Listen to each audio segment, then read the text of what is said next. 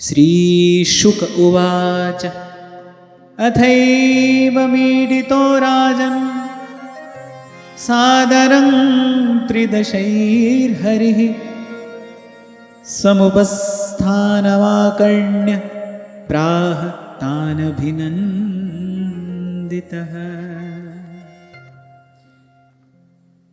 श्री शुकदेव जी महाराज कहते हैं, परीक्षित, जब देवताओं ने इस प्रकार बड़े भाव से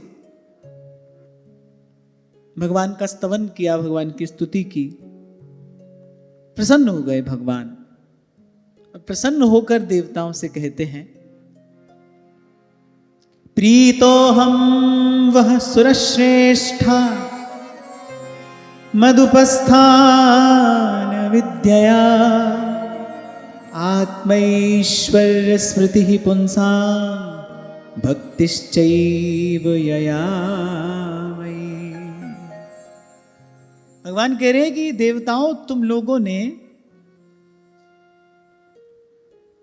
किस वस्तु से मेरी उपासना आराधना की? बोले ज्ञान से। विगत 3 दिनों से हम इस देव स्तुति पर किंचित चर्चा कर रहे हैं। 2 बड़ी महत्वपूर्ण और मूल्यवान बात यहां समझने की है। एक तो भगवान को प्रसन्न करने के लिए कहीं आने जाने की आवश्यकता नहीं है। आप जहां हो, जिस स्थिति में हो, आप वहीं से भगवान को प्रसन्न कर सकते हो।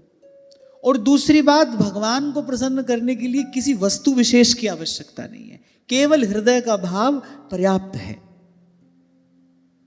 कल ही मैंने आपको निवेदन किया कि यदि हम चाहें कि श्री कृष्ण का ध्यान हमारी ओर आकर्षित हो, भगवान हमारी ओर कृपापूर्ण दृष्टि से देखें, क्योंकि भाई ये जो जन्म जन्म से जीव की दुर्गति होती जा रही है और होती रहेगी, अगर संत ना मिला, सदगुरु ना मिला तो हो रही है और होती रहेगी। और संत सदगुरु मिलेगा कैसे? संत विशुद्ध मिलहि परितेहि चितवहि राम कृपा करिजेहि। जब तक भगवान कृपापूर्ण दृष्टि से देखेंगे नहीं, तब तक संत सदगुरु नहीं मिलेगा। माने ऐसा विशुद्ध संत नहीं मिलेगा जो हमको असार से हटाकर सार वस्तु के संग्रह में लगा सके। हम तो लगने वाले नहीं हैं। हमारी चाल, हमारी गतिमति तो बड़ी कुटिल है, बड़ी टेढ़ी है। हम तो सीधे सीधे लगने वाले हैं नहीं। जो अपने बल, अपने सामर्थ्य से, कृपा करुणा ही जिसका सामर्थ्य हो, जो अपने बल सामर्थ्य से, अपनी कृपा करुणा से, अपने अनुग्रह से हमारी दशा पर दया करके हमको असार से छुड़ाए और सार में लगाए। हरि सो धन हृदय दियो, छुड़ा दियो संसार बड़े हरि के जना। व्यास जी यही महिमा गा रहे हैं संतों की। तो जब तक भगवान कृपा पूर्ण दृष्टि से देखेंगे नहीं, तब तक ऐसा समर्थ संत सदगुरु मिलेगा नहीं। और जब तक ऐसा समर्थ संत सदगुरु नहीं मिलेगा, जिस भेंटे गति हुए हमारी, नहीं तो दुर्दशा हो ही रही है, दुर्गति हो ही रही है और होती रहेगी। तो यदि हम चाहें कि भगवान का ध्यान हमारी ओर आकर्षित हो, तो हम क्या करें? केवल इतना करना है, बस सब सहारे छोड़कर, सब आश्रय छोड़कर, बस हृदय के तल से, सच्चे हृदय से बस प्रभु को पुकारना है। इसलिए मैंने कहा 2 बात बड़े काम की हैं। एक तो भगवान को पुकारने के लिए, भगवान को प्रसन्न करने के लिए, भगवान को रिझाने के लिए कहीं दौड़ भाग करने की आवश्यकता नहीं है। जहां हो वहीं से ये कार्य कर सकते हो। आपको याद हो, गत सत्र में भी मैंने आपसे कहा था, वहां जाएंगे तो ये मिलेगा, उस स्थान की महिमा ये है, वहां जाएंगे तो ये प्राप्ति हो जाएगी। ये सब अंततः क्या है? ये सब अंततः माया का जाल है। प्राप्त करने योग्य वस्तु, संग्रह करने योग्य वस्तु तो भगवान है। और वो भगवान कैसे हैं? हरि व्यापक सर्वत्र समाना, प्रेम ते प्रगट होहि मैं जाना। अच्छा, इस विषय में सभी सयाने एक मत हैं। जितने संत सयाने हैं ना, सुघड़ सयाने हैं। सयाने माने जिनको बोध हो गया है, जानने योग्य बात जिन्होंने जान ली है, सब सयाने एक मत हैं। काहे रे बन खोजन जाई काहे रे बन खोजन जाई, सरब निवासी सदा अलेपा, सोए संग समान। कबीर कहते हैं मुंह को कहां ढूंढे बंदे, फिर मैं तो तेरे पास में। भगवान कह रहे हैं जीव से, अरे मुंह को कहां ढूंढे बंदे, कहां दौड़ रहा है, कहां भाग रहा है। अगर मैं हूं तो तेरे पास में हूं, और अगर पास में नहीं हूं तो फिर कहीं नहीं हूं। फिर पूर्व पश्चिम उत्तर दक्षिण ऊपर नीचे दाएं बाएं कहीं भी खोजो, फिर कहीं नहीं हूं। और हूं तो फिर तेरे पास में। गीता में ही भगवान ने कहा, स्वयं भगवान ही बता रहे हैं अपना पता, कह रहे हृदय से अर्जुन तिष्ठति, तेरे हृदय में रहता हूं मैं तो। जिनके हिय में बसत है तीन लोक के नाथ। तो एक तो कहीं दौड़ भाग करने की आवश्यकता नहीं है। अच्छा, पुराणों में भी ऐसे वाक्य आपको मिल जाएंगे कि अमुक स्थान की महिमा है, अमुक वस्तु की ये महिमा है, और वो है। मैं ये नहीं कह रहा हूं कि पुराण के वाक्य मिथ्या है, ना ना, मैं ऐसा बिल्कुल नहीं कह रहा हूं।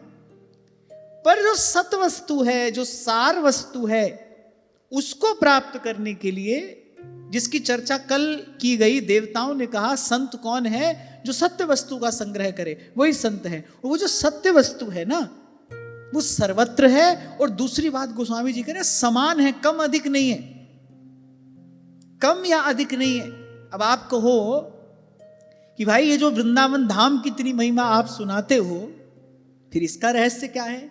तो ध्यान से सुनो, जैसे भगवान का नाम नित्य है ना, ऐसे भगवान का धाम भी नित्य है।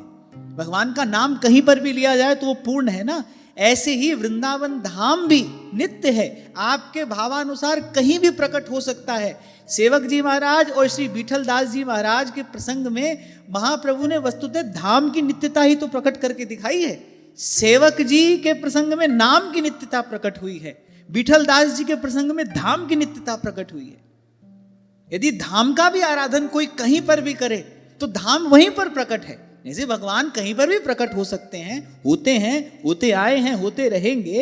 जैसे भगवान का नाम नित्य है, जैसे भगवान का रूप नित्य है, जैसे नित्य बिहारी की लीला नित्य है, ऐसे वृंदावन धाम भी नित्य है। क्या केवल राजा की नौकरी करने के लिए महाप्रभु जी ने भेज दिया होगा विठल दास जी को? जैसे ठाकुर जी किसी विशेष सिद्धांत की प्रतिष्ठा के लिए किसी विशेष पात्र को चुनते हैं। अब गीता का ज्ञान सुनाना था तो ठाकुर जी ने लीला की। क्या लीला की? अर्जुन को मोह हो गया। अर्जुन को मोह कैसे हो सकता है? वो तो भगवान की विभूति है, भगवान का अंश है। यदि श्री कृष्ण नारायण है तो वो नर है, अर्जुन को मोह कैसे हो सकता है? तो भगवान ने लीला की। भगवान ने अर्जुन को ये अभिनय करने को कहा, स्वांग रचने को कहा। बोले अर्जुन थोड़ी देर के लिए मोहग्रस्त हो जाओ। अर्जुन मोहग्रस्त हो गए। अब मोहग्रस्त न होते तो गीता का ज्ञान आपको हमको कैसे मिलता? तो भगवान ने एक पात्र विशेष चुना हम पर अनुग्रह करने के लिए, उस ज्ञान को आलोकित करने के लिए भगवान ने ये लीला की। ऐसे महाप्रभु जी ने लीला की। वहीं सेवक जी को वहां जाकर दर्शन दे रहे हैं, बता रहे हैं नाम पूर्ण है, नाम प्रगट जग जानिए। ये नाम क्या है? ललितादिक श्यामा अरुश्याम श्री हरिवंश प्रेम रस धाम, नाम प्रगट जग जानिए। नाम पूर्ण है, नाम नित्य है। और विठल दास जी को भेजा, सब छोड़कर आए हैं वो महाप्रभु जी के चरणों में वृंदावन वास करने के लिए। सब छोड़कर आए हैं और महाप्रभु कह रहे नहीं तुम जाओ। अब दूर से देखो, राजा की नौकरी करने के लिए महाप्रभु भेज रहे वृंदावन छुड़ाकर। दूर से देखो तो क्या क्या समझ में आएगा?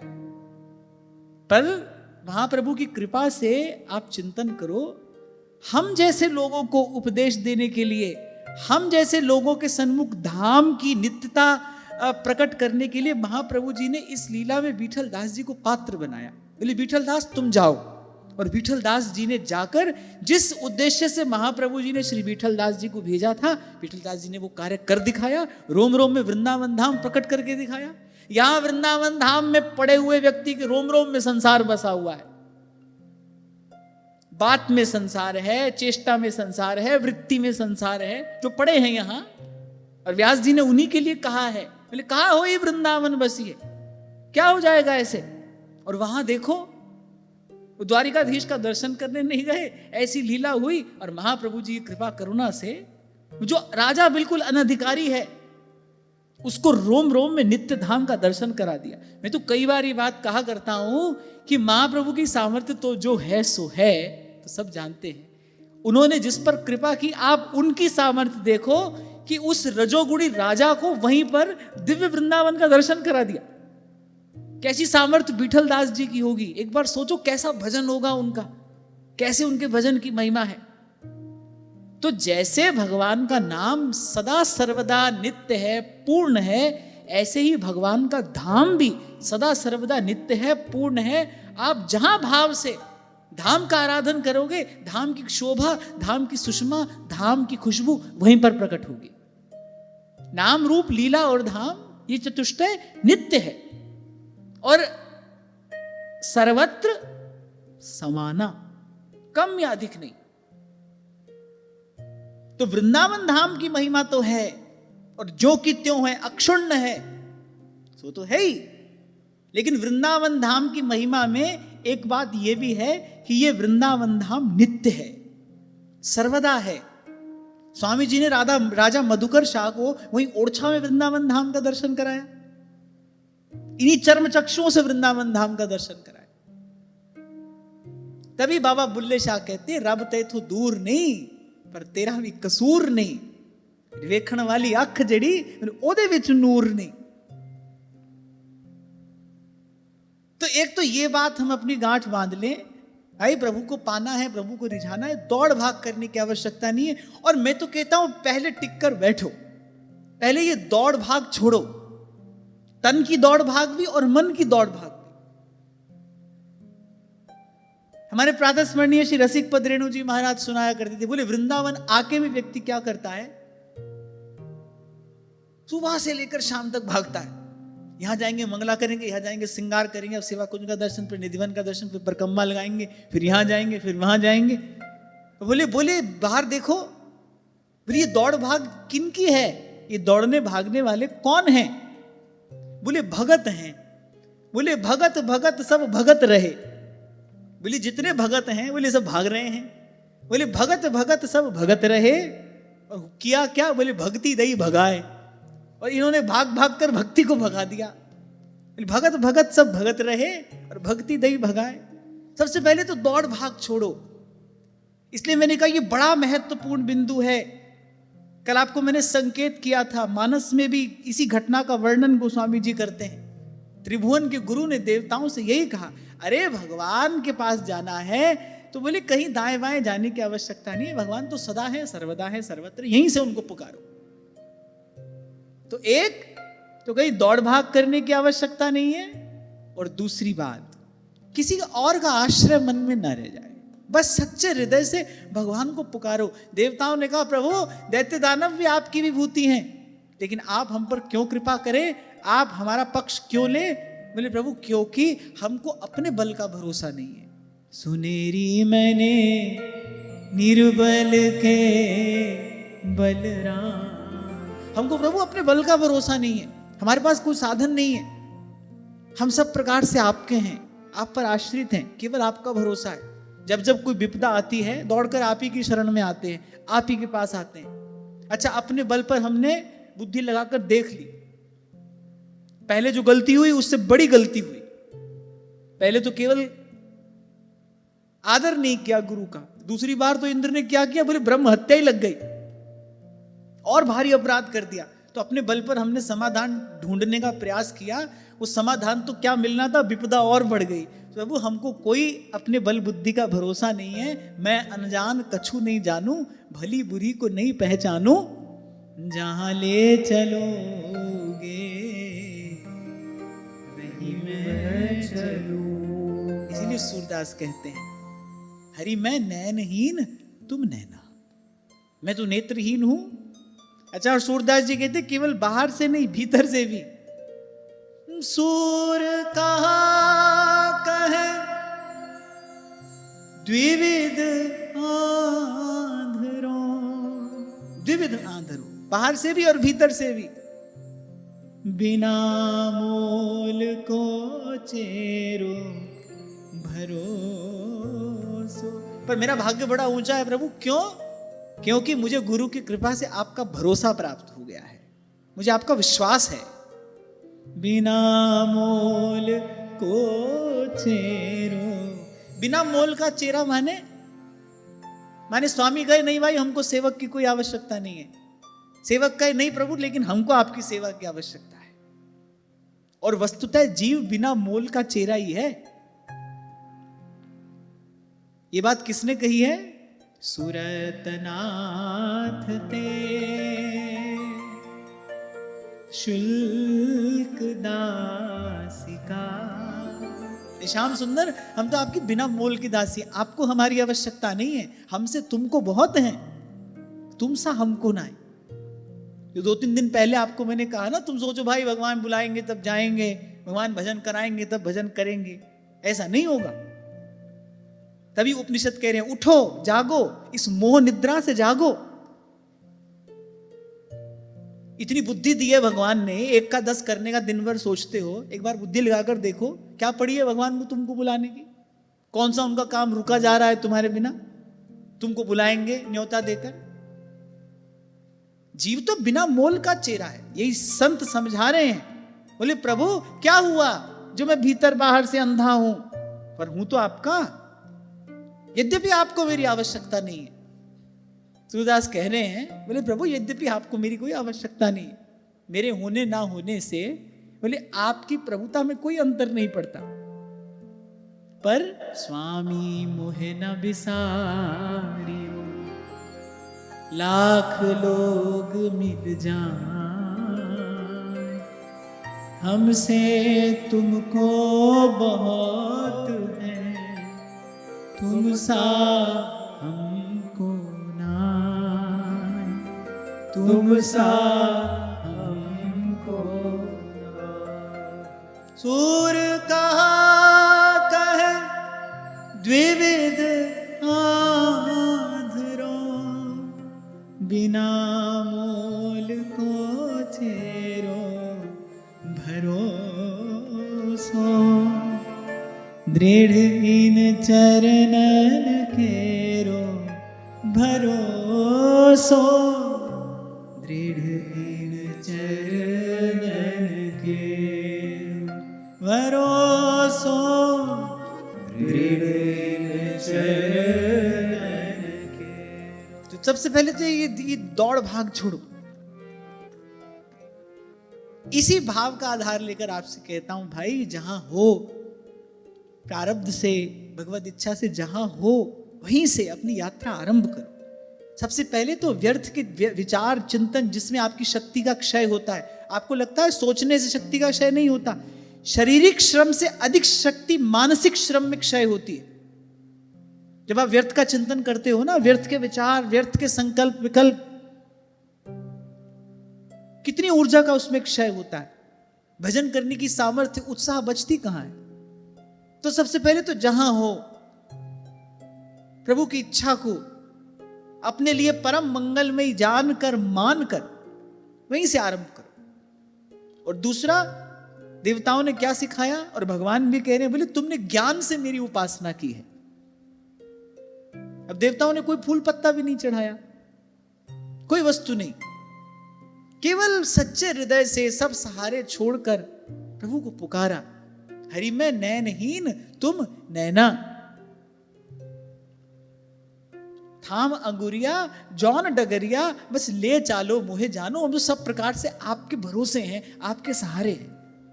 कल तभी तो मैं आपसे कह रहा था भाई, इससे सीधा सरल भी कोई और रास्ता होगा? और हम अपनी दुर्दशा का विचार करें, इतना भी नहीं हुआ हमसे। एक कहने वाला कहता है, बोले तेरी चौखट में आना मेरा काम था, करना तो मुझे केवल इतना था, आपके द्वार पर आकर पड़ जाता। तेरी चौखट पे आना मेरा काम था, बोले काम इतना भी मुझसे किया ना गया, कर मैं जीवन में इतना भी नहीं पाया कि मैं सब सहारे छोड़कर केवल आपके द्वार पर आकर पड़ जाता।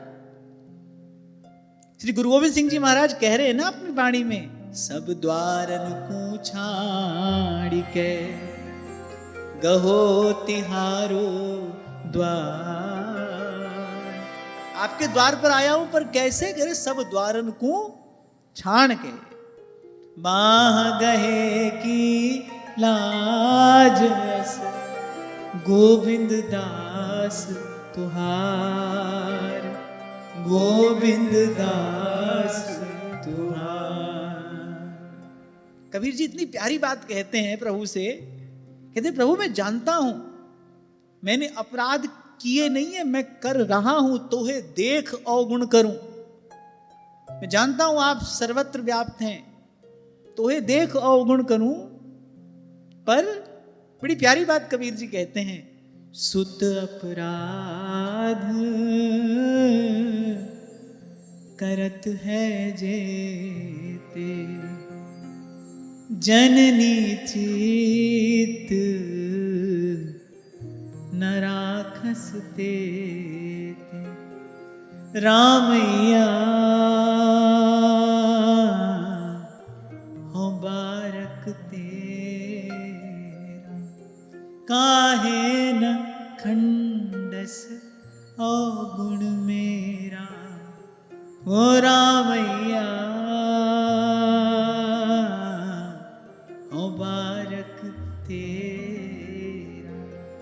इस बात का अनुभव तो माताओं बहनों को भाइयों से कहीं अधिक हो सकता है।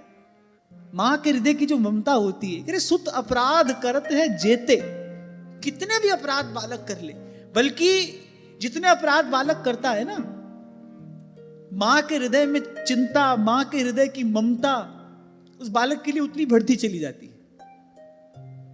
जैसे मान लो परिवार में एक बालक खूब बढ़िया कमाता है, उसकी चिंता मां को नहीं है। एक है ना पढ़ा ना लिखा ना किसी काम धंधे में लगा, मां बेचारी दिन रात उसी की चिंता में घुलती रहती है कि इसका क्या होगा। अब यद्यपि वो अयोग्य बालक है, अनधिकारी है वो, पर फिर भी मां को उसकी चिंता अधिक है। ऐसे सुत अपराध करत है जेते। हाँ, बाकी बात इतनी जरूर है, भगवान से अपनी बात कहनी आनी चाहिए। देवताओं को अपनी बात कहनी आई, कैसे कहना है प्रभु को, ये बात देवता जानते हैं भली प्रकार से। सब कह दिया, ये भी कह दिया देख लो आपको जचे तो आप देखो हमारी ओर। और क्यों देखो हमारी ओर? क्योंकि भाई तुम्हारे सिवा कोई है नहीं हमारा, तुम्हारे अतिरिक्त किसी को जानते नहीं, मानते नहीं, पहचानते नहीं। तो दो बात, एक तो कोई दौड़ने भागने की आवश्यकता नहीं है, किसी वस्तु की आवश्यकता नहीं है। जो है वो भाव से निवेदन कर दो, और जो निवेदन करना है वो भी किस लिए, ताकि हमको प्रसाद मिले। कहीं भूल से भी अपने मन में ये भाव ना आने पाए कि हमारी किसी वस्तु से भगवान प्रसन्न हो जाएंगे। हित ध्रुव निरखत नेक नहीं, वैभवता की ओर, और रंच प्रेम में अपनपो हारत नवल किशोर। रंच प्रेम में बड़ी दूर से आवाज लगाते पहुंचे थे विदुरानी के यहां ठाकुर जी, अरे काकी बड़ी भूख लगी है, बड़ी भूख लगी है। और दुर्योधन ने कहा आप हमारे महल में आइए। बोले भाव तेरे पास में नहीं है, वस्तु की भूख मुझे नहीं है, तेरे यहां आने का कोई भी प्रयोजन नहीं है। और विदुर जी ने तो संकोच के मारे बुलाया ही नहीं था। जब द्वारिकाधीश को देखा ना हस्तिनापुर में, द्वारिकाधीश का वो विशाल भव्य रथ, वो चंद्रमा के समान श्वेत छत्र, चमर ढुराते भगवान के पार्षद, विदुर जी को लगा कि अब ये सब कहां हमारी कुटिया तक आ पाएगा। हमारी कुटिया तक तो जाने की सड़क भी नहीं है, रास्ता भी नहीं है, रथ जाएगा कैसे। तो वो बेचारे बड़े संकोच में बुलाया ही नहीं भगवान को।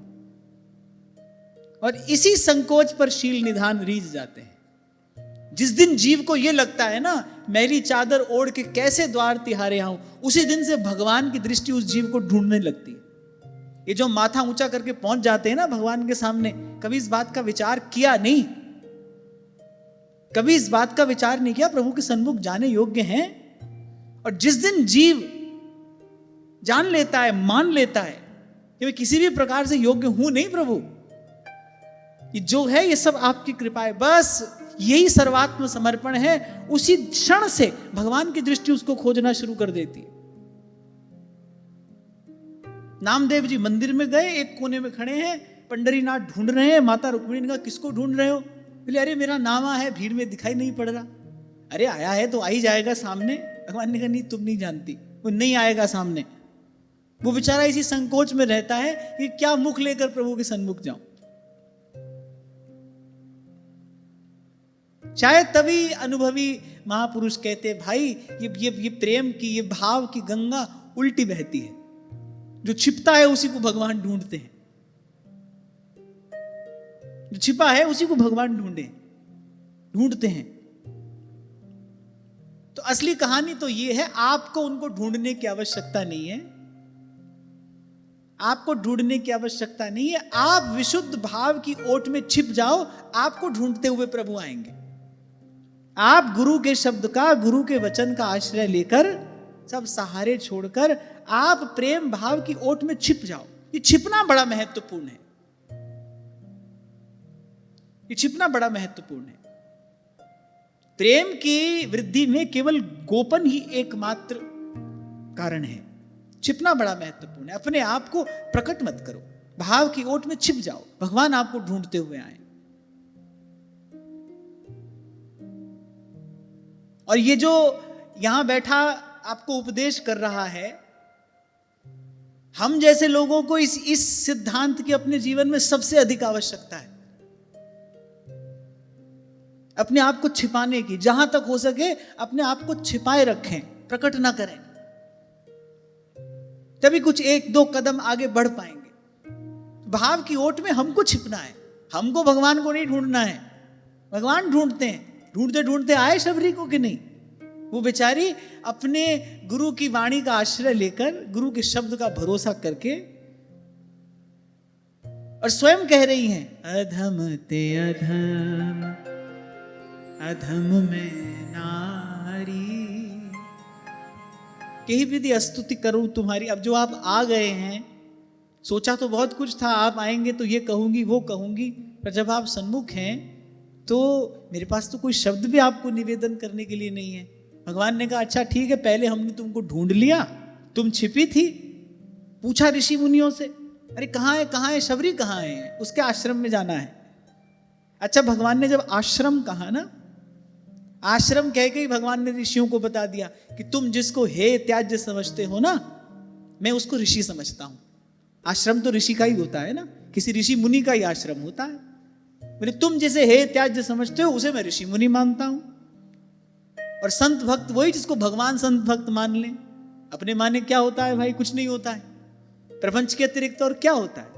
दम्भ अभिमान के अतिरिक्त और जीव क्या करता है? तो भगवान ने कहा ठीक है, पहले हमने तुमको ढूंढ लिया, अब तुम कह रही हो कि विधि स्तुति करूं तिहारी। तो भगवान ने कहा लो, स्तुति भी हम ही तुम्हारी कर देते हैं। तो जो नवदा भक्ति भगवान ने कही, नवदा भक्ति का उपदेश तो उसको किया जाए जिसको भक्ति का अनुष्ठान करके भगवान को पाना हो। शबरी तो भगवान के सामने ही परम धाम चली गई, उनको कोई ये नवदा भक्ति का अनुष्ठान करना थोड़ी था।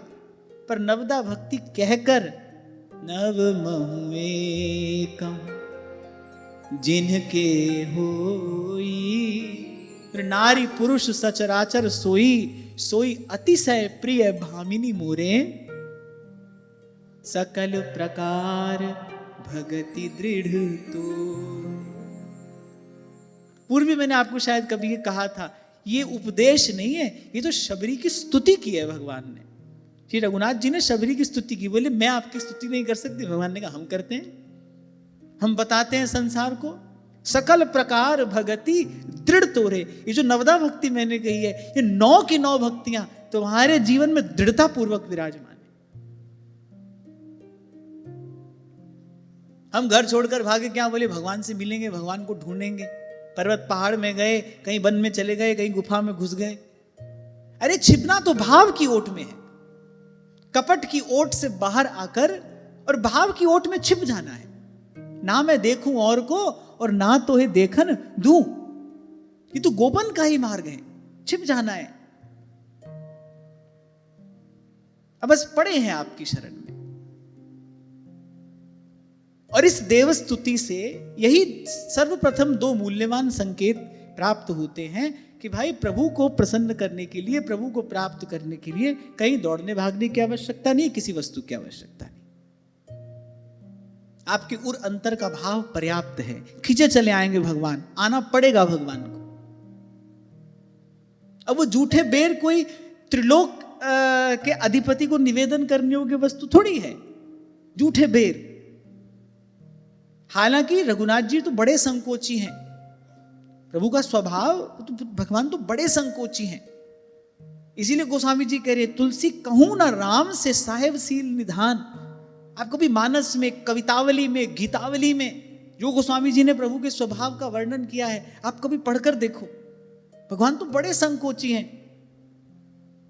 अब मान लो किसी के यहां गए, पहुनाई हुई, किसी ने सुंदर सुमधुर व्यंजन परोसे,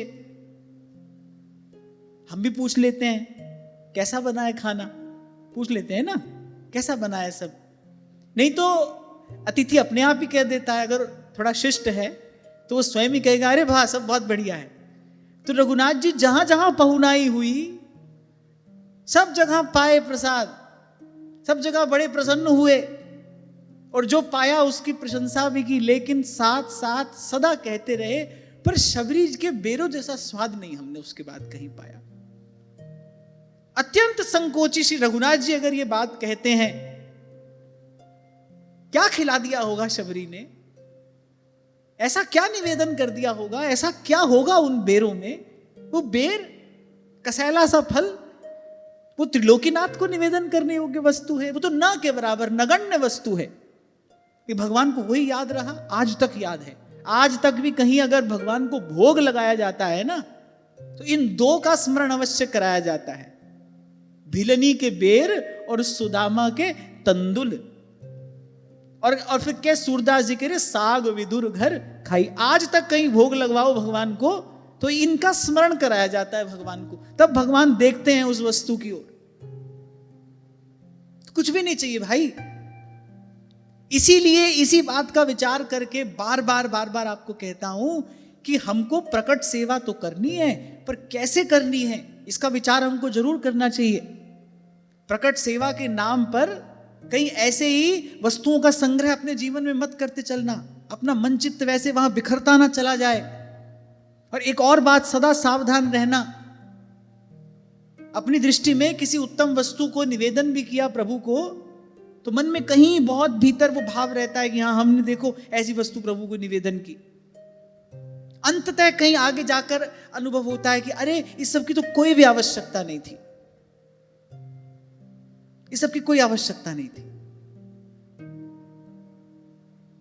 और मैं तो कहता हूं कि जो जितना साधनहीन होगा ना, उसकी पुकार उतनी ही करुण होगी।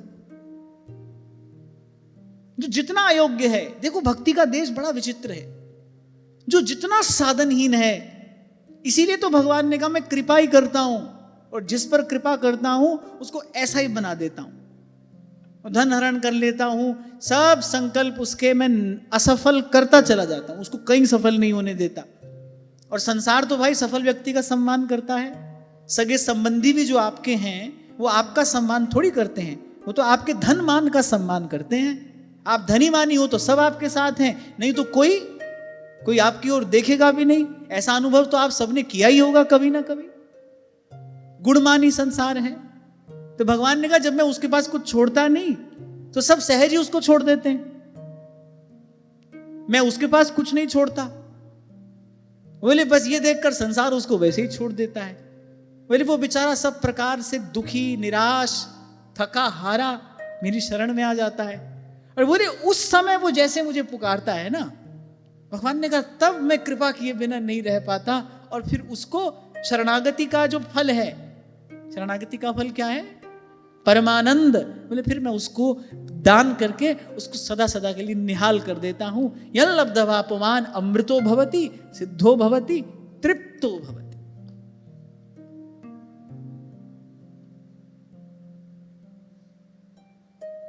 हरि को भजन और साधु की सेवा। सेवा करनी है तो मैं कहता हूं सबकी सेवा करो। अपने साधन को, भगवान ने आपको साधन दिया है, बड़ी अच्छी बात है, पर मैं कहता हूं कि फिर उस साधन को सबकी सेवा में लगाओ, दीन दुखी की सेवा करो, जो अभावग्रस्त हैं उसके लिए कुछ साधन जुटा दो। कुछ बरस पहले मैंने ये बात शायद व्यासपीठ से ही कही थी। लोग ले आते थे बड़े बड़े गुलदस्ते फूलों के, और जब मुझे पता चला कि हजारों रुपए कीमत होती है इनकी, तो मुझे यहां से कहना पड़ा कि आपको वस्तुतः कुछ निवेदन ही करना है ना, तो जितने रुपए में आप ये गुलदस्ता खरीदते हो उतने रुपए में आप किसी रोगी को औषधि दिला दो, जो बेचारा अपने साधन से औषधि नहीं ले सकता। किसी विद्यार्थी को आप पुस्तक दिला दो, जो कोई अभावग्रस्त है उसके साधन में आप सहयोग करो। भगवान ने दिया है कुछ, तो अपने साधन का सदुपयोग करो। भगवान को इस सब की आवश्यकता नहीं है। और मैं तो कहता हूं अपने और प्रभु के बीच में वस्तु लाओ ही नहीं। भूल करते करते ही व्यक्ति सीखता है, समझता है। हम भी इसी मार्ग से चलते हुए आए, अब ये बात समझ में आ रही है। और जब विगत कुछ दिनों से इस देव स्तुति की हम चर्चा कर रहे हैं, तो ये बात तो श्रीमद् भागवत के रूप में सिद्धांत के रूप में ही प्रतिष्ठित है ना। भगवान को कुछ नहीं चाहिए, इतने से ही भगवान प्रसन्न हो गए, सन्मुख हो गए, प्रकट हो गए। और क्या कह रहे हैं भगवान ने कहा, तुम लोगों ने ज्ञान से, इस अद्भुत स्तुति से, इस सुंदर स्तुति से, इस निर्मल ज्ञान से मेरी उपासना की है। भगवान ने कहा मैं तुम लोगों पर प्रसन्न हूं। और आगे भगवान एक और बात कह रहे हैं। क्यों मैंने आपसे कहा था कि भागवत में अनेक स्तुतियां हैं, पर यह स्तुति मुझे बड़ी प्रिय है। और भगवान ने कहा इस स्तुति के द्वारा जीव को अपने वास्तविक स्वरूप की स्मृति और मेरी भक्ति प्राप्त होती है। दो बात है इस एक पंक्ति में भी, दो बात। भगवान ने कहा ऐसी स्तुति, इस स्तुति में क्या है बोले, इस स्तुति को जो समझ जाएगा, एक तो वो स्वस्थ हो जाएगा, जीव अपने स्वरूप में स्थित हो जाएगा। बोले मेरी वास्तविक भक्ति प्राप्त होगी, मेरी शुद्धा भक्ति। यही बात मैं कल आपको निवेदन कर रहा था। शुद्धा भक्ति के सिद्धांत का निरूपण करने वाली ये स्तुति है। कैसा व्यक्ति भजन करे, भजन का अधिकारी कौन है, परमहंस परिव्राजक विरक्त।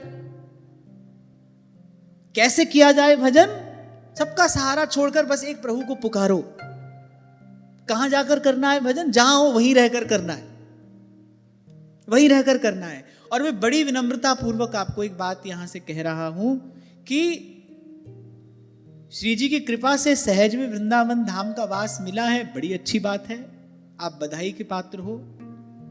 यदि आज ऐसा बालक नहीं बना है, किंचित भी अपने मन में कोई अभाव लाने की आवश्यकता नहीं है। किंचित भी अपने मन में कोई अभाव नहीं लाना, और ना ही कभी ये आग्रह श्री जी से करना, मेरी मानो तो ना ही कभी ये आग्रह श्री जी से करना, जहां हो बस वहीं से। और मैं तो कहता हूं कि थोड़ा दुख, थोड़ी पीड़ा होगी तो वो दुख पीड़ा आपकी पुकार को करुण बना देगी। वो शब्द जल्दी पहुंचेंगे दीन दयाल के कान में। अब लुटे पिटे आए ना देवता, आप एक बार इस स्थिति में जो घटा, आप एक बार उसका चिंतन करो। इंद्र अपने सिंहासन पर बैठे हैं, सिंहासन पर बैठे तो क्या हुआ, गुरु का अपमान। जब सिंहासन पर थे तो उस राज्य लक्ष्मी के मद ने अंधा कर दिया, अपने गुरु का अपमान कर बैठे। जब सिंहासन पर थे तो परिणाम स्वरूप क्या मिला, घोर विपत्ति। मार पीट कर घर से निकाल दिया दैत्यों ने, और किसी ने शरण नहीं दी। बोले इन दैत्यों से कौन बैर मोल लेगा। यज्ञों में आहुतियां पड़नी बंद हो गई, बेचारे कहीं समुद्र में जाकर, कहीं गुफा में जाकर छिपे। संपत्ति का परिणाम क्या आया, घोर विपदा। और जब घोर विपत्ति में पड़े, जब कोई सहारा नहीं रहा, तब परिणाम क्या आया, लो भगवान मिल गए। और भगवान कह रहे भाई प्रसन्न हो तुम पर। कहें कथा और अर्थ विचारे, आप तरे और निको तारे। अब देखो हम भगवान से क्या मांगते हैं, हम भगवान से विपत्ति मांगते हैं। ये तो भगवान बड़े दयालु है, हमको देते नहीं, वरना जीव भगवान से विपत्ति मांगता है। घर धन छिपा हुआ खजाना मिल जाए कहीं से, बड़ा ऊंचा पद मिल जाए जिस पर बैठकर मदान्ध हो जाऊं, गुरुजनों का ये अपमान कर दूं और विपत्ति टूट पड़े मेरे सिर पर। यही घटना तो यहां घटी। अब बेचारे जब सब ओर से थक गए, हार गए, जब लगा भाई अब भगवान के अतिरिक्त और कोई सहारा नहीं है, तब जाकर भगवान को पुकारा। पुकारने मात्र से भगवान मिल गए, इतने से ही भगवान प्रसन्न हो गए। यहां देवता ऐसी स्थिति में चाहे भी तो भगवान को कुछ निवेदन नहीं कर सकते। क्यों? अस्त्र शस्त्र श्री संपत्ति सब तो दैत्यों ने ले ली, बेचारों के पास कुछ है ही नहीं। एक और बात, बड़ी महत्वपूर्ण बात, सब छिन जाने पर भी, सब प्रकार से रहित हो जाने पर भी, सब वस्तुओं से रहित हो जाने पर भी, सब प्रकार से हीन हो जाने पर भी काम क्या आया? गुरु का ज्ञान काम आया, उसी से भगवान मिले। बल्कि जब सब कुछ था, उस संपदा ने तो विपत्ति में लाकर खड़ा कर दिया। विपत्ति आई, गुरु का ज्ञान काम आया, और गुरु के उस विमल ज्ञान ने भगवान के चरणों की शरण प्रदान की, भगवान की प्रसन्नता प्रदान की, भगवान का प्रसाद दिलाया। इसलिए महाराज कह रहे हैं, जे सो चंदा उगवे सूरज चढ़े हजार, एते चानण होया गुरु बिन घोर अंधार। सतनाम सतनाम सतनाम सतनाम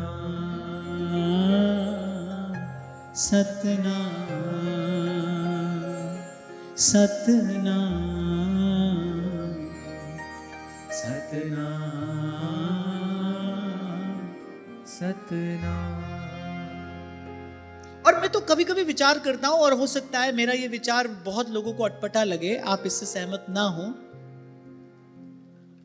पर शायद मैं आज फ्रीडम ऑफ एक्सप्रेशन का प्रयोग कर रहा हूं, अभिव्यक्ति की जो स्वतंत्रता है। मुझे ऐसे लगता है कि हमारे यहां सोने चांदी के जब मंदिर बने और भगवत विग्रहों को जब सजा दिया गया बहुमूल्य मणि माणिक्यों से, अंतिम परिणाम क्या आया उसका? लुटेरे आए, आतंक मचाया उन्होंने, त्रस्त हुई जनता, क्योंकि भगवान को उसकी आवश्यकता थी नहीं, भक्ति में इसका स्थान ही नहीं है। तभी मैंने आपको परसों कहा था, वो जैन व्यापारी उसने जिसके जीवन की रक्षा केवल महाप्रभु के नामोच्चारण से हो गई थी, और भाव रहित उच्चारण, वो महाप्रभु को जानता थोड़ी था। वो तो एक दासी को उस पर दया आ गई, उसने कान में कहा तू इस नाम का कीर्तन करना, तेरे प्राण बच जाएंगे। बोले मुझे नाम का कीर्तन करने से प्राण बच जाएंगे? बोली हाँ, ये जो नाम है ये काल के गाल से जीव को मुक्त करने वाला है। और उस जैन व्यापारी ने अपने जीवन में प्रत्यक्ष देख लिया। अब वो ना महाप्रभु को जानता है, ना राधा वल्लभ लाल का दर्शन किया है, ना ये पता है श्री हरिवंश कौन है। अब वो तो मरता क्या ना करता, उसने कहा ऐसा कर लो, लियो ऐसा कर लिया, और वस्तुतः प्राण रक्षा हो गई। तब लगा अरे जिनके भाव रहित नामोच्चारण से मेरी प्राण रक्षा हो गई, वो वस्तुतः है कौन। जब उनके सन्मुख गया और वो अपार धन जब रख दिया महाप्रभु के चरणों में, आचार्य का जीवन देखकर ही महाजनो येन गतः स पंथा मार्ग निर्धारित किया जाता है। लता भवन में राधा वल्लभ लाल विराजमान थे, बेझर की रोटी का भोग महाप्रभु लगाया करते थे, स्वयं भी पाते थे। चाहते तो सब सुख सुविधाओं से सुसज्जित सुंदर मंदिर और क्या क्या ना कर लेते उस धन से, पर महाप्रभु ने देखा भी नहीं।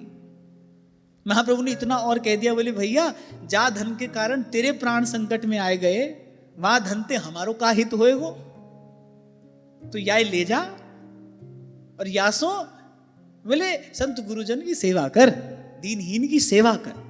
धन का सदुपयोग यही है, उसको दीनहीन की सेवा में लगाओ, जो अभावग्रस्त है उसकी सेवा करो। इसीलिए कुछ समय पहले आपको मैंने यहां बड़ी विनम्रता पूर्वक कहा था। अब क्या होता था, लोग ले आते थे, अब उनको लगा कि ऐसे कुछ नहीं लेते, फिर वो भांति भांति की वस्तुएं ले आते थे। मुझे बड़ा दुख होता था कि कैसे धन का दुरुपयोग हो रहा है। इसलिए मुझे यहां से आज्ञा देनी पड़ी कि कुछ भी निवेदन करना है, 1 रुपया भी आपको देना है ना, 1 रुपया भी आपको देना है, तो आप शंभू जी को ये कह कर दीजिए कि ये सत्संग की ही सेवा है, ताकि हम भी बाध्य हों, हम भी बंधे हों आपके शब्द से, हम भी उसका उपयोग यत्र तत्र न करें, कभी हमारे मन में ऐसा विचार ना आए।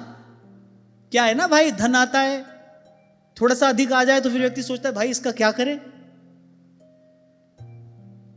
तो आपको 1 रुपया भी देना है तो आप बहुत सावधान होकर कहकर कि भाई ये सत्संग की सेवा है, आपके शब्दों से हम बंधे हों और सत्संग की सेवा में ही केवल उसका सदुपयोग किया जाए, बस। तो धन है, साधन है, दीनहीन की सेवा करो, अपने और प्रभु के बीच में कुछ मत आने दो, वहां तो बस एक हृदय का तार जुड़ जाने दो। प्रसन्न कर लिया देवताओं ने भगवान को, और आगे भगवान क्या कह रहे हैं। पहले तो कहा, बड़ी सुंदर स्तुति की, जीव को अपने स्वरूप की स्मृति कराने वाली और मेरी भक्ति प्रदान कराने वाली ये स्तुति है। किम दुरापं मयि प्रीते तथापि विबुधर्षभाः मय्येकांत मतिर्नान्यं मत्तो वांछति तत्त्ववित्। आहा, बड़ा सुंदर श्लोक है, भगवान की वाणी है। पहले तो भगवान ने कहा देखो भाई, तुमने प्रसन्न कर लिया मुझे बिना ही किसी वस्तु के। किससे प्रसन्न कर लिया? बोले गुरु के ज्ञान से तुमने मुझे प्रसन्न कर लिया। गांठ बांध लेना, मल विक्षेप आवरण भगवत अनुभूति में ये 3 बाधा हैं। मन में कामना का मल है, चित्त में विक्षेप है, संकल्प विकल्प का विक्षेप। आत्मा में मल और विक्षेप तो हो नहीं सकता क्योंकि वो तो भगवान का अंश है। आत्मा में मल और विक्षेप तो नहीं है, लेकिन जैसे बादल सूर्य को ढक लेता है, दिन में रात का सादृश्य उपस्थित हो जाता है कभी कभी, ऐसे ही उस सत्य नित्य मुक्त आत्मा पर आवरण है। तो 3 बाधा है, मल विक्षेप और आवरण। और ये तीनों बाधा ना तो धन से दूर हो सकती है, न किसी युक्ति से दूर हो सकती है, न किसी विधि उपाय से दूर होती है। ये तीनों बाधा दूर करने में केवल गुरु का ज्ञान समर्थ है। गुरु की कृपा दृष्टि से, गुरु के संग सानिध्य से, गुरु के अनुग्रह से ही मन कामना शून्य होता है, चित्त विक्षेप रहित होता है, और फिर अंततः पंचम भजन सुवेद प्रकाशा, जब गुरु के बताए मार्ग पर जीव चलता है, कृपा पात्र होता है, भगवान माया का वो आवरण भंग कर देते हैं, प्रभु हटा देते हैं वो पर्दा। यही क्रम है। इसलिए विगत कुछ दिनों से बड़े विस्तार से मैंने कहा कि एक एक शब्द की यहां चर्चा होनी चाहिए। एक एक शब्द मूल्यवान है, मूल्यवान रत्न है इस देव स्तुति का। और अंत में स्वयं ही भगवान ने कह दिया, जीव को अपने स्वरूप में स्थित कराने वाली और मेरी भक्ति प्रदान कराने वाली ये स्तुति है। और सबसे आनंददायक बात क्या है? कहीं दौड़ना भागना नहीं है, कुछ इकट्ठा करने की आवश्यकता नहीं है, किसी सोना चांदी मणिमाणिक की आवश्यकता नहीं है श्री जी की सेवा के लिए। जहां हो वहीं से 2 उदाहरण मैंने आपको दिए, नाम भी नित्य है और धाम भी नित्य है। श्री सेवक जी महाराज के प्रसंग से यह सिद्ध होता है कि नाम नित्य है, और श्री विठल दास जी के प्रसंग से यह सिद्ध होता है कि श्री वृंदावन धाम नित्य है। जहां हो वहीं से अपने मन के सब संकल्प विकल्पों को विश्राम देकर, जैसे व्रत का उद्यापन कर दिया जाता है ना, ऐसे मन चित्त के सब संकल्प विकल्पों को विराम देकर सूधो चले आपने धर्म। और भाई अब जैसा मैंने कहा कि गुरु का ज्ञान पर्याप्त है, और गुरु का ज्ञान क्या है? गुरु का ज्ञान केवल एक ही पंक्ति में समझा जा सकता है, देश काल समय स्थिति का विचार करते हुए चहु जुग चहु श्रुति नाम प्रभाऊ और कलि विशेष नहीं आन उपाऊ। यही परम गुरु का परम ज्ञान है। एक शब्द हरिवंश नाम राख्यो समीप करे। और मैं तो आपको यह भी कहूंगा कि वाणी का जो रस है वाणी में जो रस रहस्य आचार्यों ने छिपा कर रखा है, वो भी वस्तुतः नाम ही की कृपा से उजागर होता है, नाम ही की कृपा से अनुभव में आता है। इसीलिए श्री सेवक जी महाराज संपूर्ण सिद्धांत का आरंभ भी नाम से करते हैं और विश्राम भी नाम पर ही लाकर करते हैं। नाम के बीच में क्या है? सब कुछ है। नाम से ही आरंभ, नाम पर ही विश्राम, और उस नाम के बीच में क्या है? नाम के बीच में सब कुछ है। ललितादिक श्यामा अर्चाम श्री हरिवंश प्रेम रस धाम, नाम प्रगट जग जानिए।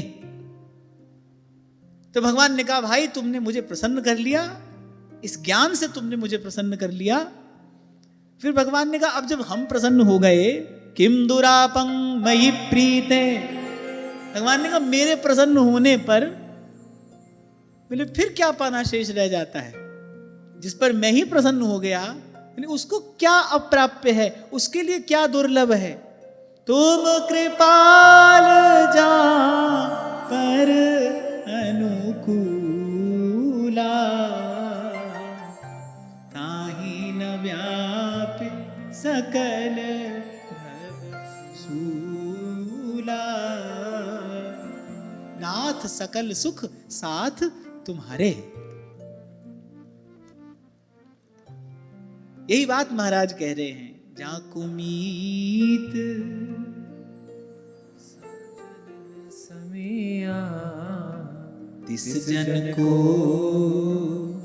काहे की कमियां, हो जाकी प्रीत गोविंद स्यों लागी, हो जाकी प्रीत गोविंद स्यों लागी। दुख दर्द भ्रम ताका भागी, जाको मीत साजन है समिया, तिस जन को काहे की कमियां। जाको मीत साजन है समिया, तिस जन को काहे की कमियां। ओ जाकी प्रीत गोविंद स्यों लागी, ओ जाकी प्रीत गोविंद स्यों लागी। दुख दर्द भ्रम ताका भागी, दुख दर्द भ्रम ताका भागी। जाको मीत साजन है समिया, तिस जन को काहे की कमियां। जाको मीत साजन है समिया, तिस जन को काहे की कमियां। ओ जाका सब किछ ताका होई, ओ जाका सब किछ ताका होई। नानक तिसको सदा सुख होई, नानक तिसको सदा सुख होई। जाको मीत साजन है समिया, तिस जन को काहे की कमियां। जाको मीत साजन है समिया, तिस जन को काहे की कमियां। तो भगवान ने कहा मेरे प्रसन्न हो जाने पर कुछ भी अप्राप्य नहीं है, कुछ भी दुर्लभ नहीं है। पर फिर भी भगवान ने एक और बात साथ में कह दी, तथापि विबुधर्षभाः, यद्यपि मेरे प्रसन्न हो जाने पर कोई भी वस्तु दुर्लभ नहीं रह जाती, पर फिर भी मेरे जो अनन्य प्रेमी हैं, भगवान ने कहा जो तत्ववेत्ता भक्त है, जो ज्ञानी भक्त हैं, पहले वो मुझसे मेरे अतिरिक्त कुछ और चाहते नहीं। भगवान ने ये तो कहा कि स्तुति तो तुमने बड़ी सुंदर की, और तुम्हारी स्तुति से मैं प्रसन्न भी हूं, और मेरे प्रसन्न होने पर कोई मनोरथ अपूर्ण भी नहीं रहता, लेकिन फिर भी विशुद्ध भक्ति को ही सर्वोपरि प्रतिष्ठित करते हुए कि कहीं हम जैसे जीव इन्हीं देवताओं के मार्ग पर न जल पड़े। सुंदर स्तुति तो भगवान की करे, लेकिन उसके पीछे भी कोई मनोरथ हो। भगवान है ना, जो चतुर सुजान है, देवताओं की प्रशंसा भी की, बड़ी सुंदर स्तुति की तुमने, मैं प्रसन्न भी हूं और मेरे प्रसन्न होने पर कोई मनोरथ अपूर्ण भी नहीं रहता। परंतु भगवान ने कहा लेकिन फिर भी जो मेरे ज्ञानी भक्त हैं, बोले वो मुझसे मेरे अतिरिक्त कुछ और चाहते नहीं है। तो भगवान हमको ये कह रहे हैं कि ठीक है, मैं यदि प्रसन्न भी हो जाऊं तो भी मुझसे मेरे अतिरिक्त कुछ और चाहना ये बड़ी भारी भूल हो जाएगी। आगे के श्लोकों में भगवान ने यही कहा, नवेद कृपण श्रेय आत्मनो गुणवस्तु दृक् तस्य तानिच्छतो यच्छेद यदि सोपि तथा विदः। भगवान ने कहा जो पुरुष जगत के विषय को सत्य समझता है, भगवान ने कहा वो नासमझ वस्तुतः अपने कल्याण के स्वरूप को समझता ही नहीं। अब भगवान ने अप्रत्यक्ष रूप से देवताओं को कह दिया। स्तुति तो बड़ी सुंदर की तुमने, बड़े उच्च कोटि के ज्ञान का प्रदर्शन तुमने अपनी स्तुति में किया, बोले लेकिन हो तुम ना समझी। क्यों ना समझ हो? क्योंकि मेरे अतिरिक्त कुछ और चाहते हो। प्रभु के अतिरिक्त कुछ और चाहने वाला वस्तुतः ना समझ ही है। वो संपत्ति के रूप में चाह विपत्ति को ही रहा है। इसीलिए आपको मैंने अभी एक छोटा सा उदाहरण दिया, आप देखिए, इसी घटना का चिंतन किया जाना चाहिए। जब देवराज इंद्र के पद पर अभिषिक्त हैं, विराजमान हैं, तब तो राज्य लक्ष्मी के मद में अंधे होकर अपराध किया, विपत्ति सर पर टूट पड़ी, घोर विपदा। और जब सब ओर से निराश हो गए, जब दीनहीन हो गए, तब कौन मिला? तब भगवान मिल गए। अब बताओ, इन दोनों स्थितियों में कौन सी स्थिति वस्तुतः संपत्ति कहलाने योग्य है और कौन सी स्थिति विपत्ति कहलाने योग्य है? क्योंकि किसी भी कार्य का परिणाम जब तक न आए तब तक उस कार्य को अच्छा या बुरा नहीं कहा जा सकता। कार्य का परिणाम बताता है कि कार्य अच्छा है, अच्छा था, बुरा है या बुरा था। अब संपत्ति का परिणाम क्या आया? घोर विपत्ति। और विपत्ति का परिणाम क्या आया? भगवान मिल गए। तो वस्तुतः संपत्ति क्या हुई? सुख के माथे सिल पड़े। इसीलिए कहता हूं भाई, बलिहारी संतों की है। ऐसे कठिन कठिन सिद्धांत जो हैं, दो शब्दों में, सीधे सीधे सरल शब्दों में आपको हमको समझा देते हैं। नाम हृदय से जाए। इंद्र भी जब इंद्र थे, किसी को कुछ समझाया नहीं, गुरु को गुरु नहीं समझा। नाम हृदय से जाए, भाव भक्ति सब भूल गए। सुरापान कर रहे हैं, अप्सराओं का नृत्य देख रहे हैं, उनको लगता है कि त्रिलोकी का स्वामी मैं ही हूं, मेरे जैसा कोई है ही नहीं। चलो वो तो इंद्र पद पर बैठे ये सोच रहे हैं। साधारण मनुष्य थोड़ा सा कुछ मिल जाए तो अपने आप को त्रिलोकी का स्वामी समझने लगता। नहीं को वस जन्मा जगमा ही, प्रभुता पाए जाए मदना ही।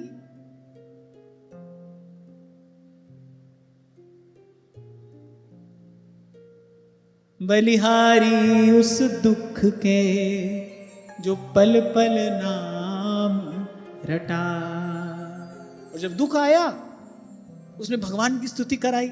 यद्यपि देवताओं ने स्तुति सकाम भाव से की, इसीलिए भगवान ने स्तुति की प्रशंसा की है, देवताओं के भाव की नहीं। भगवान ने कहा स्तुति तुमने बड़ी सुंदर की। और मान लो भगवान हमसे ये कह रहे हैं कि तुम देवताओं के मन और मनोरथ पर ध्यान ना देना, लेकिन ये स्तुति बड़ी सुंदर इन्होंने की है, यहां से ये ले लेना। साधु ऐसा चाहिए जैसा सूप सुभाए, सार सार को गए रहे, थोथा दे उड़ाए। तो हमको देवताओं के मनोरथ पर ध्यान देने की आवश्यकता नहीं है, पर देवताओं ने जो स्तुति की है वो तो ग्राह्य है। ये भाव तो ग्रहण करने योग्य है। तो हम यहां से इतना ले लें, क्योंकि भगवान स्वयं कह रहे हैं कि जो पुरुष जगत के विषय को सत्य समझता है, विषय वस्तु कौन मांगेगा? जिसकी उसमें सुख बुद्धि होगी वही तो मांगेगा। और बोले जो उसको सत्य समझता है, भगवान ने कहा वह ना समझ वस्तुतः अपने कल्याण को नहीं जानता।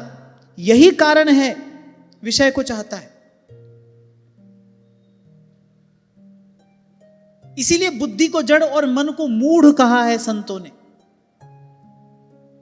यही महामोह है।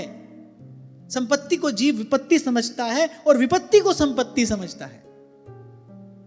जो है सो दीसत नहीं और जो दीसत सो ना ही, यही भगवान की माया है।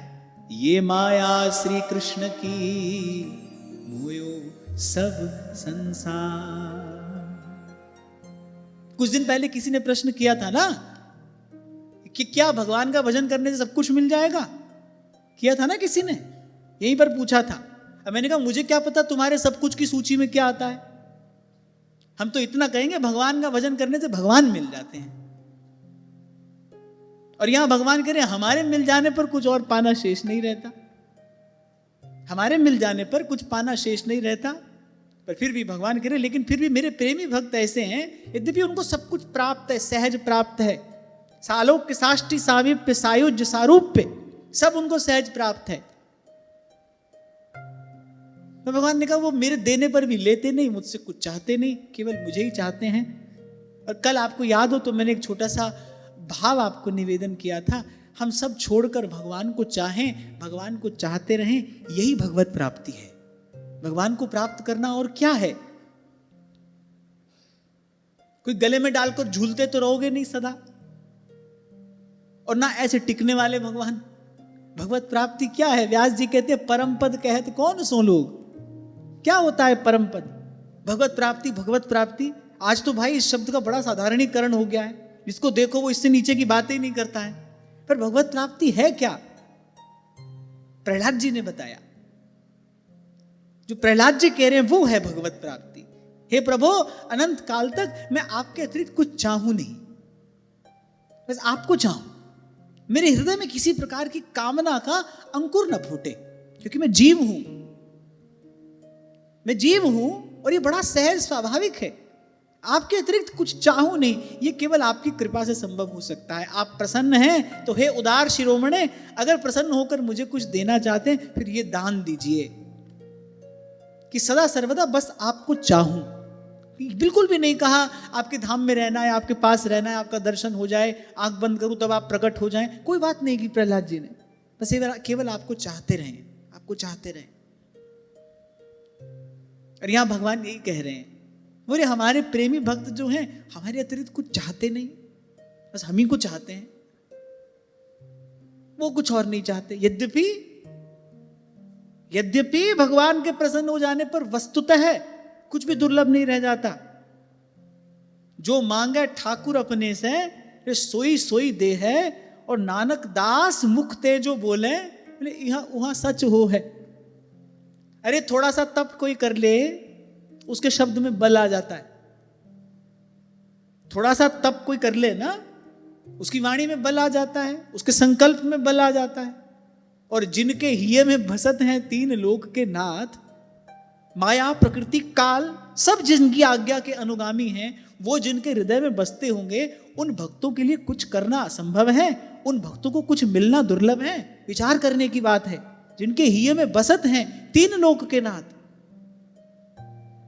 पर शुद्धा भक्ति का यह कैसा अद्भुत स्वभाव है, भक्ति महारानी का यह कैसा अद्भुत वैभव है। सब कुछ सामने है, सहज में प्राप्त है, उस ओर दृष्टि ही नहीं जाती। और कल देवताओं ने यही बड़ी सुंदर बात की, बोले संत कौन है? बोले जो सत्य वस्तु का संग्रह करने में लगा है वही संत है, जो कृष्ण गुण संचय में लगा है बोले वही संत है, वही भक्त है। अच्छा, एक और बात भगवान ने यहां कही। अब भगवान ने कहा कि जो हमारे अतिरिक्त कुछ और चाहता है, भगवान ने कहा ना समझ है। ना समझ, समझ नहीं है माने अकल नहीं है, अकल नहीं है माने मूर्ख है।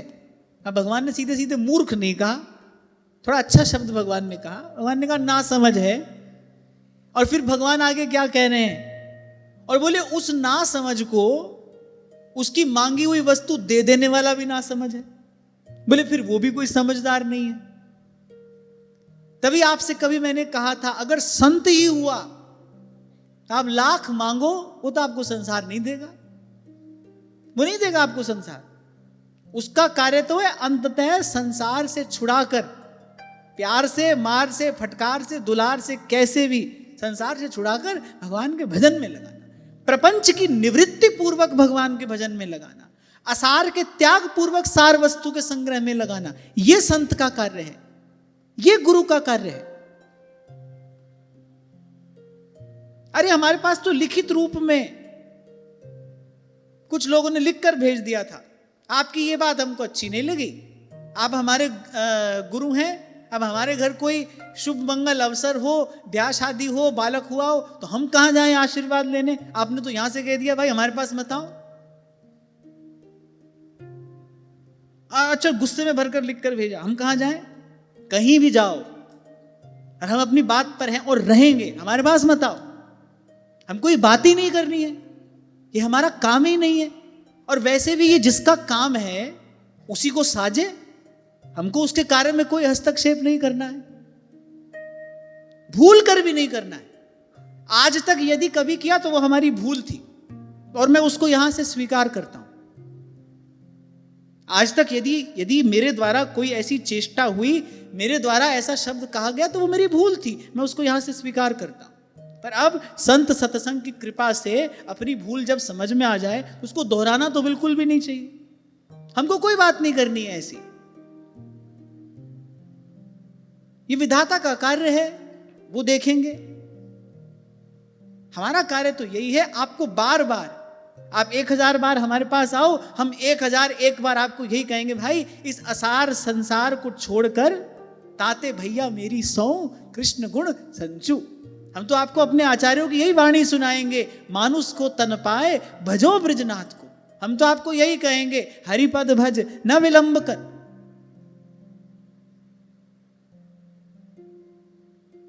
दूधो नहाओ पूतो फलो, अरे सब व्यर्थ की बातें हैं। रत्ती घटे न तिल बढ़े, जो लिख दी करतार। पर मुझे तो लगता है कि इस सत्य को स्वीकार करके ही कोई परम सत्य की ओर बढ़ सकता है। बिठा लो अपने भीतर ये बात।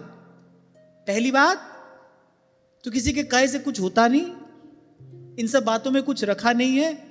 और मुझे लगता है किसी सत्पुरुष का आशीर्वाद लेना भी हो तो इस तुच्छ वस्तु के लिए तो बिल्कुल भी नहीं लेना चाहिए। कोई समर्थ संत मिल भी जाए फिर उसका आशीर्वाद क्या संसार पाने के लिए लोगे? इससे बड़ी मूर्खता तो और कुछ हो ही नहीं सकती। जो आपको भगवान दे सकता है, हरि सो धन हृदय दियो, छुड़ा दियो संसार, जो ऐसा कौतुक कर सकता है, जो ऐसा चमत्कार करके दिखा सकता है, उससे वही तुच्छ वस्तु मांगोगे। यही बात यहां भगवान कह रहे हैं, न वेद कृपण श्रेय आत्मनो गुण वस्तु दृक्।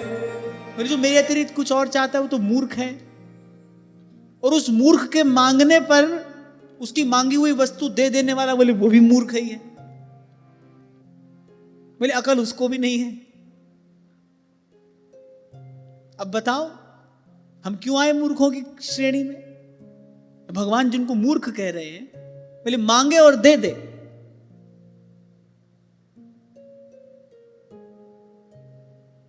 हम तो बार बार एक ही बात कहेंगे, राम सिमर यही तेरो काज है। ना हमको दूसरी बात सुननी है और ना दूसरी बात करनी है। इसलिए धीरे धीरे सत्संग की कृपा से ऐसा मन होता जा रहा है, और मैं कहता हूं हो जाए, होते होते हो ही जाए। भाई हमको किसी का भी संग नहीं करना, किसी से कुछ कहना नहीं है, किसी से कुछ सुनना नहीं। यहां लाडली लाल के चरणों में बैठकर ये जो थोड़ा कहना सुनना इनकी कृपा से हो रहा है, बस इतना हमारे लिए पर्याप्त है।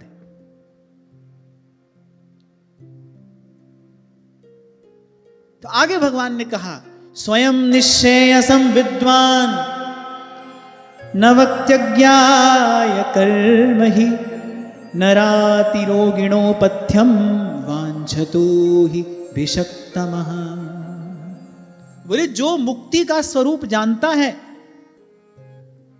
जो मुक्ति का सुख जानता है, जो भगवान के भजन का सुख जानता है ना, उसके सामने कोई अज्ञानी व्यक्ति आ भी जाए। मान लो कोई अज्ञानी व्यक्ति आ गया, वो कह रहा नहीं महाराज हमको तो संसार ही चाहिए, हमको तो आशीर्वाद दो, घर संसार मकान दुकान हमको तो यही दो। तो भगवान कह रहे हैं कि जो वस्तुतः भजन का सुख क्या है ये जानता है, जो मुझे तत्व से पहचानता है, उसको यदि कोई ऐसा अज्ञानी पुरुष मिल भी जाए तो भी उसके मांगने पर वो वस्तु उसको नहीं देता। वो अपने मुख से ऐसे शब्द का उच्चारण नहीं करेगा, हाँ बेटा जा तथास्तु मिलेगा ये सब। बोले जैसे सद्वैद्य जो होता है, सद्वैद्य माने मेरे जो अच्छा वैद्य है, गुणी वैद्य है, जो अपने धर्म पर आरूढ़ है। वैद्य का धर्म क्या है भाई? प्राण रक्षा होनी चाहिए रोगी की, इसका रोग दूर होना चाहिए, यही उसका धर्म है। बोले जो धर्म पर आरूढ़ सद्वैद्य है, जैसे रोगी के चाहते रहने पर भी वो उसको कुपथ्य नहीं देता। अब एक मधुमेह का रोगी वैद्य को जाकर कहे मेरे चलो घर में ही नहीं एक रसगुल्ला आप ही खिला दो अपने हाथ से, आप तो वैद्य हो, तब कोई वैद्य हुआ? ये शत्रु हुआ उसका। तो भगवान कह रहे हैं इस प्रकार अज्ञानी यदि मांग भी ले संसार की वस्तु, तो भी जो ज्ञानी है वो उसको देता नहीं। जिसको भजन का सुख मिल गया है वो तो लाख प्रयास करके, तभी मैंने कहा प्यार से, दुलार से, फटकार से, और संतों की वाणी में सब प्रकार के शब्द मिलते हैं। संतों ने दुलारा भी है, ताते भैया मेरी सौ कृष्ण गुण संचू। संतों ने फटकारा भी है, फिर फांसी ऐसी परे तीसम दुख न होई, विषय चुगा जिन चुगे मन, चुगत कछुक सुख होई। और कबीर जी की वाणी खोल कर देखो, उन्होंने तो अपने शब्दों से मारा भी बहुत। व्यास जी ने मारा है, बोले बांधे जमपुर जाएंगे, मुख में परी है धूर, ये दुर्गति होगी तुम्हारी। तो संतों की वाणी में मार भी है, प्यार भी है, फटकार भी है, लेकिन वो सब मार प्यार फटकार किस लिए है? संसार से हटाकर जीव को भगवान के भजन में लगाने के लिए। और भगवान ने कहा यही मेरे ज्ञानी भक्त का लक्षण है, यही उसका कार्य है, यही उसका धर्म है। स्पष्ट कहा भगवान ने। बोले अज्ञानी मांग भी ले मुझसे अतिरिक्त कोई और वस्तु, तो बोले मेरे जो ज्ञानी भक्त हैं वो उसको देते नहीं। ये बात तो आज पढ़ने में आई, आज सुनने में आई, आज विचारने में आई, पर गुरु की कृपा से कभी कभी कोई सुंदर भाव हृदय में सहज स्फुरित हो जाता है ना। इसी का विचार करके मन में ये बात आई थी, भाई किसी से मिलोगे जुलोगे क्या होगा? संसार की बात होगी, 10 बात सुनोगे तो कुछ कहना भी पड़ेगा। हर ओर से देखो इसमें हानि ही हानि है, हर ओर से हानि ही हानि है। 10 बार कोई आपसे कहे हम पर कृपा करो, ये चाहिए ये चाहिए, अब भूल से भी मुख से कोई बात निकल जाए, क्या किया? भगवान के विधान में हस्तक्षेप किया, क्या आवश्यकता है इसकी? इसलिए मैंने कहा जो सार की बात है वो तो यहां हो ही जाती है, और जितनी हो जाती है ना इतनी पर्याप्त है। असल में तो जितना हम यहां खा रहे हैं उतना भी हमको पच का रहा है, आवश्यकता से अधिक ही पा लेते हैं यहां पर, इतनी देर में भी इतना भी पर्याप्त है। भाव देह को पोषण देने के लिए इतना आहार पर्याप्त है। क्योंकि मैंने आपसे गत सत्र में कहा था ना, केवल सुन लेने से ही सत्संग का कार्य पूरा नहीं हुआ, यहां तो कार्य आरंभ हुआ। आप यहां पर आकर बैठे तो ये सत्संग आरंभ हुआ, अब जाओगे चिंतन मनन निधि ध्यासन के साथ ये काम पूरा होगा। अब काम को पूरा करना है नहीं करना ये आपके हाथ में है, पर यहां तो कार्य आरंभ हो रहा है, ये तो आरंभ है, ये श्रवण ये आरंभ है। अब यहां से जाने के बाद चिंतन मनन आप करो, कुछ निधि ध्यासन करो, माने कुछ जीवन में बात आए तो कार्य पूरा हो। तो भगवान ने कहा कि अब तुम हमसे हमारे अतिरिक्त कुछ और वस्तु मांग रहे हो। और भगवान ने कहा हम तो भाई तुमको देंगे नहीं। भगवान ने कहा हम नहीं देंगे, क्योंकि भगवान ने कह दिया, बोले अज्ञानी मांगता है हमारे से अतिरिक्त कोई और वस्तु, लेकिन जो ज्ञानी है वो तो नहीं देता।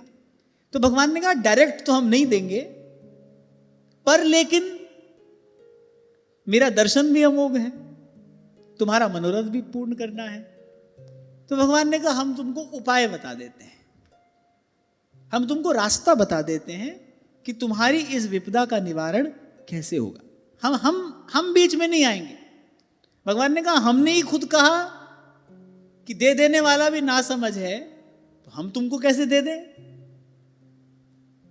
हम कैसे नासमझ हो जाएं? और हम ही नासमझ हो जाएं, फिर समझदार कौन रहेगा? तो भगवान ने कहा देखो भाई, सीधे सीधे तो अब हम तुमको देंगे नहीं। आप देखो 4 श्लोक हैं, 4 श्लोकों में भगवान ने क्या क्या नहीं कह दिया। पहले तो ये कहा कि जो तुमने कहा बहुत सुंदर, जीव को अपने स्वरूप में स्थित कराने वाला है, मेरी विशुद्ध भक्ति प्रदान कराने वाला है। फिर भगवान ने कहा बात तो बड़ी सुंदर तुमने कही, लेकिन भाव शुद्ध नहीं था, तुम्हारा लक्ष्य मेरे अतिरिक्त कुछ और है, इसलिए तुम पूरे पूरे समझदार नहीं हो।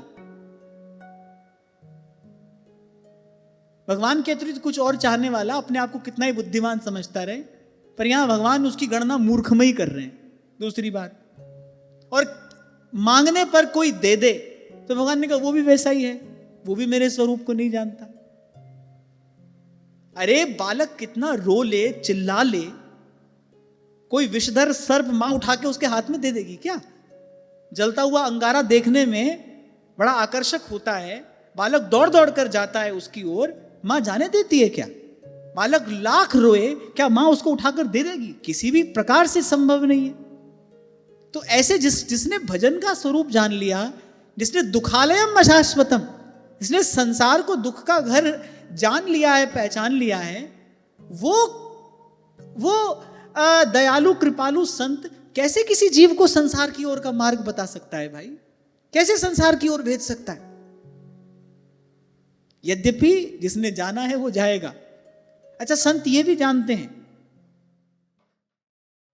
कि कहीं भली को ना करे, तू ना बोल मतिमंद, सब ज्ञानी सब ही चतुर, उर प्रेरक हित चंद। वो ये भी जानते हैं भाई जिसको जो करना है वो करेगा। तभी आपसे मैंने कहा था कि जब मैं आता हूं तो एक पाठ मैं आपको सुनाने से पहले खुद को सुनाकर आता हूं।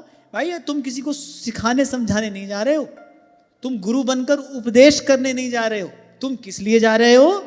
नाम ते आए महासुख पाया,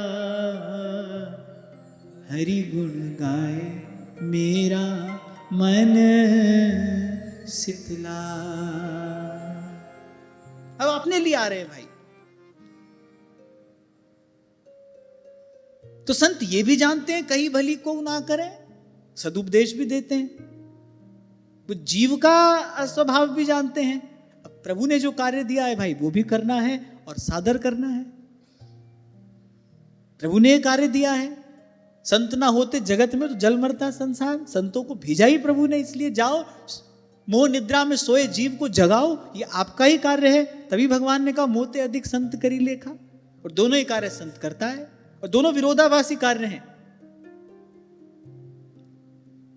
दोनों विरोधाभासी कार्य हैं। पता भी है अपनी गति से जीव चलेगा, को समझा भी रहे हैं, और यही जीव पर उनकी वस्तुतः कृपा करुणा है। ऊसर भूमि पर परिश्रम कौन करता है?